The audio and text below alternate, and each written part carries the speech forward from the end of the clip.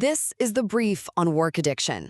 Hustle culture really glorifies overwork, but there's actually a massive clinical difference between an ambitious high achiever and a literal work addict. And recognizing it could honestly save your life.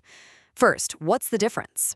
Well, healthy ambition is approach motivated, meaning you're pulled by a purpose. Work addiction, though, it's avoidance driven. You're working compulsively just to escape anxiety. Are you running toward a goal or away from sitting alone with your thoughts? It's kind of like a treadmill you can't step off. Ambitious people rest freely, but addicts suffer actual clinical withdrawal, like intense guilt or irritability when they try to unplug. That compulsion takes a heavy toll, bringing us to our second point, physical damage and co-addictions. A constant cortisol stress loop literally accelerates aging by shortening your DNA's protective telomeres. Depleted workaholics develop secondary habits.